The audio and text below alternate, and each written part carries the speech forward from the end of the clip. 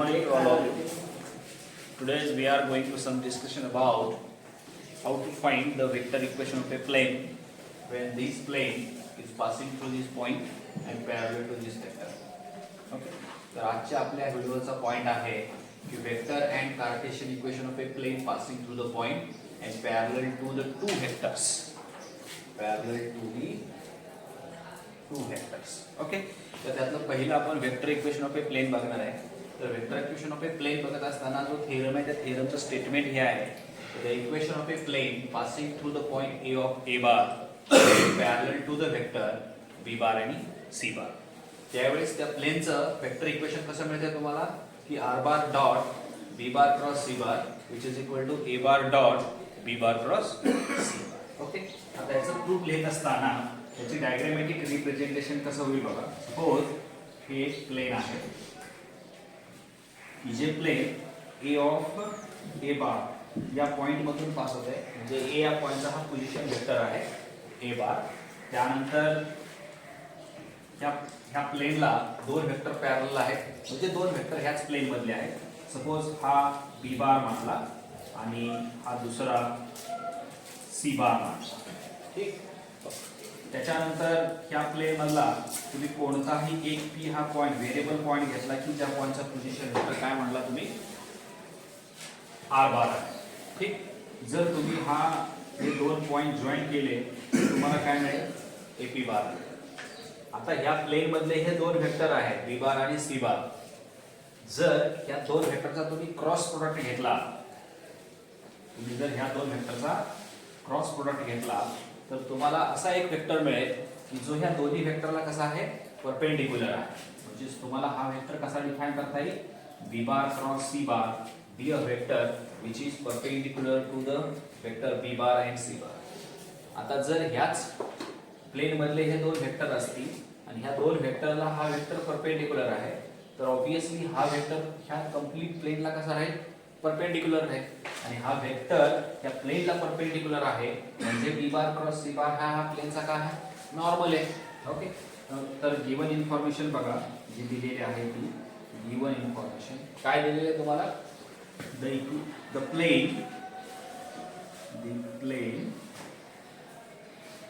passing through the point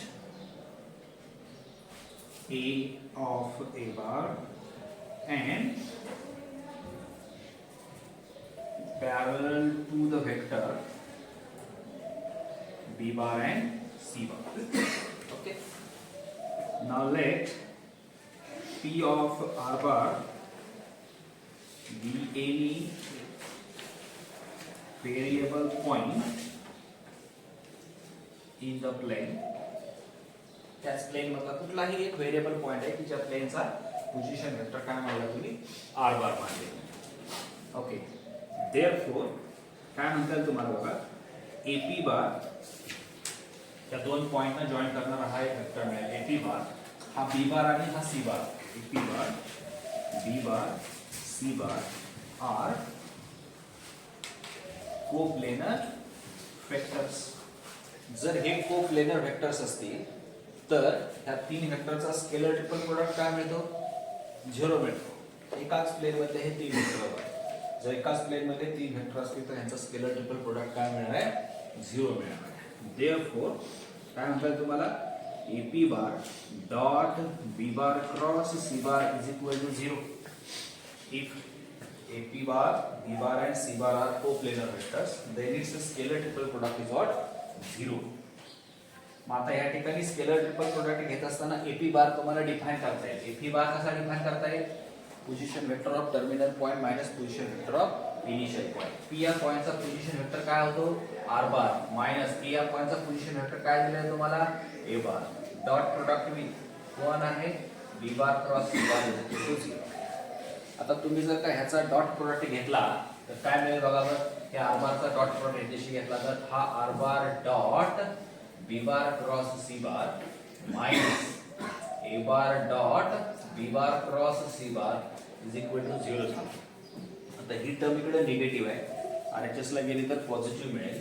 म्हणजेच तुम्हाला काय मिळेल की R bar dot B bar cross C bar is equal to A bar dot B bar cross C bar. आणि हेच काय आहे तुमचं required equation, vector equation of a plane आहे. Be the required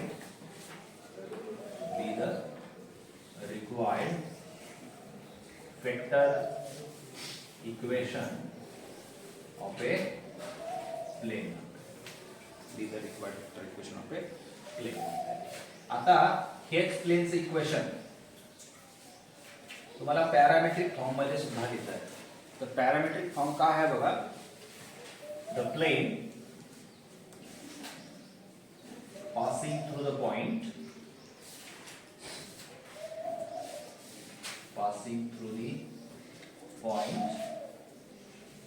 A of A bar and parallel to the vector B bar and C bar, then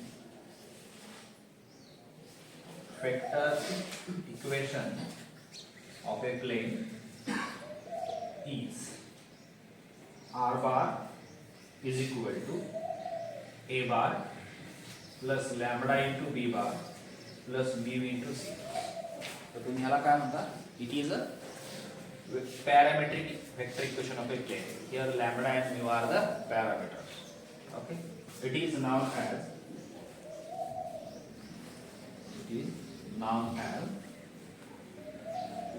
parametric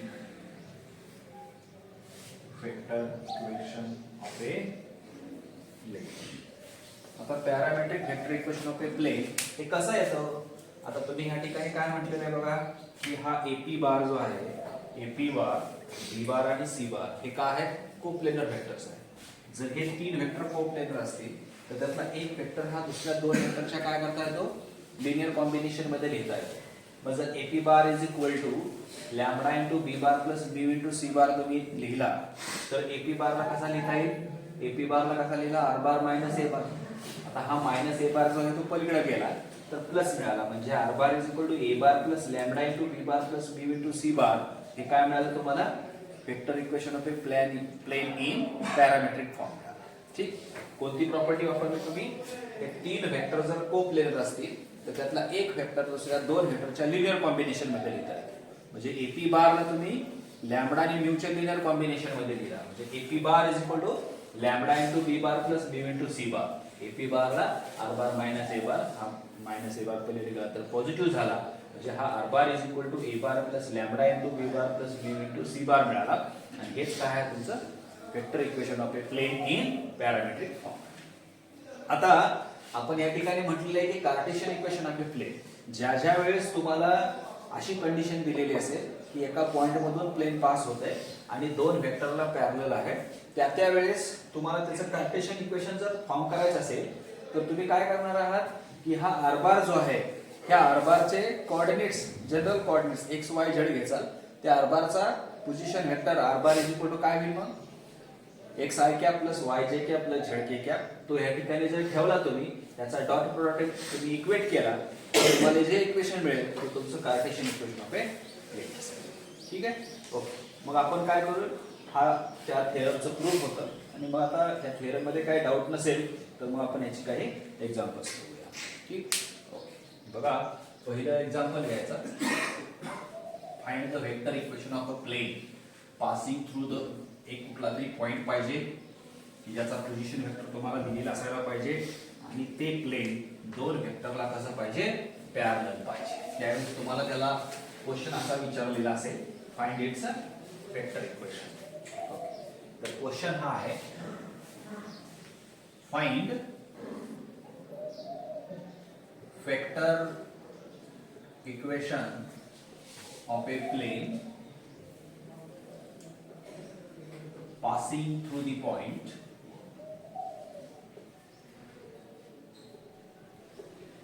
I cap plus j cap plus k cap and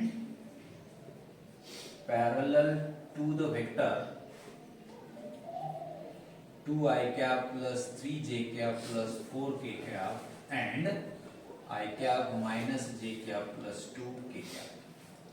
ज्यावेळेस तुम्हाला ही given information असेल की जो plain आहे तो plain एका point मधून pass होतो की त्या पॉइंटचा पोझिशन वेक्टर दिलेला आहे आणि त्या प्लेनला पॅरलल असणारे दोन वेक्टर दिलेले आहेत, त्यावेळेस तुम्हाला त्या प्लेनचं वेक्टर इक्वेशन लिहायचं. कसं लिहिता येईल बघा.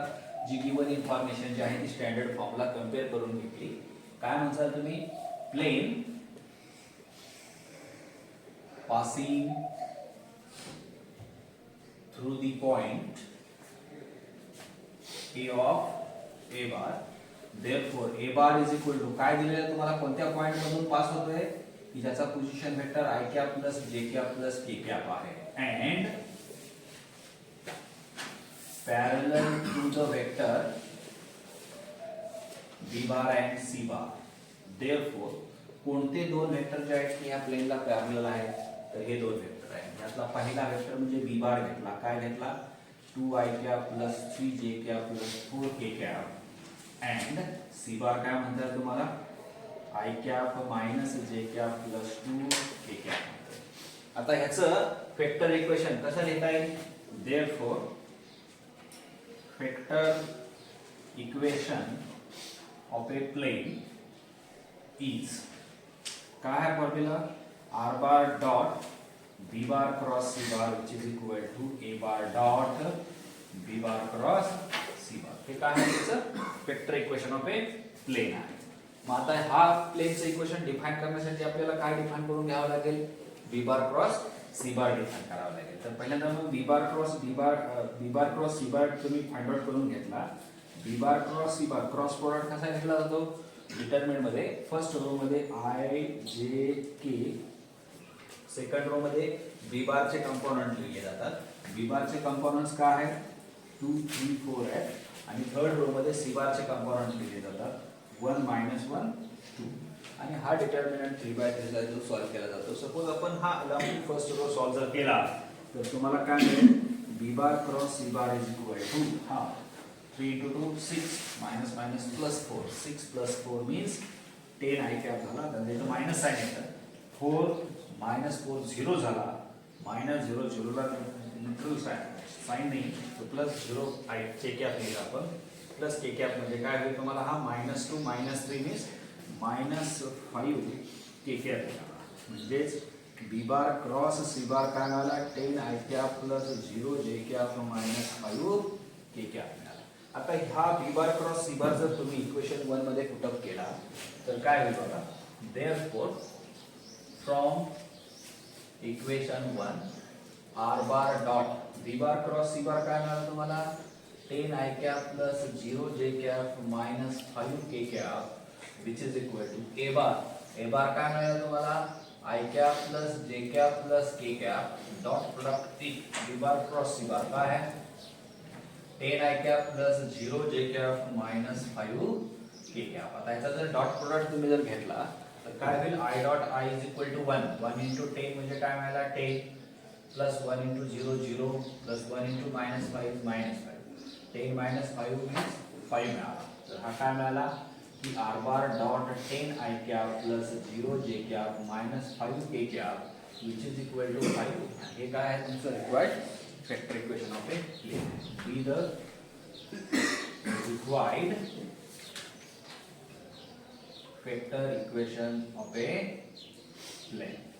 बी the required vector equation of a plane. तर हा आपला आजच्या व्हिडिओचा हा पॉइंट होता की find the vector and Cartesian equation of a plane passing through the point and parallel to the two vectors असेल तर ह्या ठिकाणी हे प्लेन ह्या पॉइंट मधून पास झालेला आहे आणि ह्या दोन वेक्टरला पॅरलल आहे, त्यावेळेस त्याचं हे वेक्टर इक्वेशन आहे. आणि हे वेक्टर इक्वेशन डिफाइन करण्यासाठी तुम्हाला ह्या दोघांचा क्रॉस प्रोडक्ट घ्यायचा आहे. तर बी बार क्रॉस तुम्ही पहिल्यांदा डिफाइन करून घेतला, तो बी बार क्रॉस इक्वेशन 1 मध्ये पुटअप केला, त्या ठिकाणी ह्या दोन वेक्टरचा डॉट प्रोडक्ट घेतला. डॉट प्रोडक्ट कसा घ्यायचं ते आपण पाठीमागे सांगितलेलं आहे, i dot i is equal to 1, j dot j is equal to 1, k dot k is equal to 1, बाकी सगळं 0 मिळतं.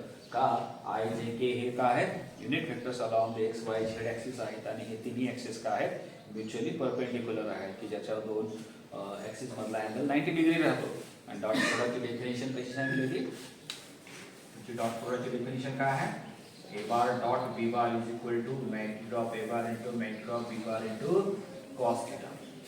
तर दोन वेक्टर मधला अँगल जर 90 डिग्री असेल तर cos 90 काय मिळतो, 0 मिळतो आणि 0 into समथिंग 0 होऊन जातो. ठीक. आणि त्याच वेक्टरशी असणारा अँगल काय म्हणतो 0 मिळतो, तर cos 0 1 राहतो. आय कॅप हे युनिट वेक्टर आहे, तर I कॅपचं magnitude into I कॅपचं magnitude 1 into 1 1 मिळालं, 1 इंटू cos 0 1 मिळालं, 1 इंटू 1 1 मिळालं. हे dot product I cap dot I कॅपचं 1 मिळतो आणि क्रॉस प्रोडक्ट काय मिळतो 0 मिळतो. तर ती डेफिनेशन ह्या ठिकाणी वापरली.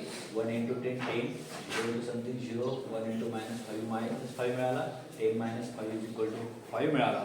आणि हे काय असेल तुमचं required vector equation of a plane असेल.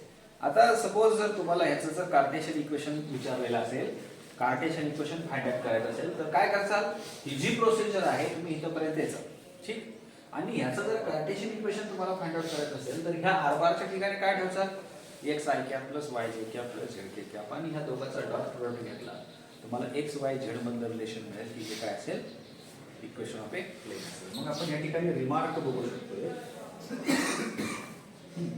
रिमार्क काय म्हणताय, जर तुम्हाला ह्याचं कार्टेशियन इक्वेशन फाइंड आउट करायचं असेल, रिमार्क कोणता असेल, for Cartesian equation of a plane. याला इक्वेशन नंबर 2 या.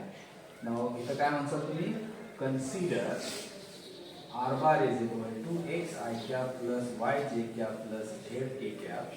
देअरफॉर फ्रॉम इक्वेशन 2 काय म्हणतात तुम्हाला, therefore from equation 2 r bar काय झाला, x I cap plus Y जे cap plus Z K cap dot product with plane i cap plus 0 j cap minus 5 k cap which is equal to 5. आणि dot product आता तुम्हाला कसा define करायचं ते सांगितलं, त्यानुसार हा डॉट प्रोडक्ट घेतला तर काय मिळेल तुम्हाला, हा 10x plus 0y minus 5z is equal to 5. म्हणजे काय मिळालं, 10x minus 5z which is equal to 5. Be the required Cartesian equation of a plane. म्हणजे ह्या पॉइंटचा थेरम तुम्हाला नाही की Cartesian equation of plane prove करण्यासाठी, फक्त थेरम कशाचा आहे, वेक्टर इक्वेशनचाच आहे. मात्र अशी कंडिशन दिली असेल आणि तुम्हाला ज्यावेळेस कार्टेशियन इक्वेशन फाइंड आउट करायला सांगितलं असेल, त्यावेळेस तुम्हाला दिलेल्या पॉईंटनुसार वेक्टर इक्वेशन पर्यंत तो सॉल्व्ह करावा लागेल क्वेश्चन.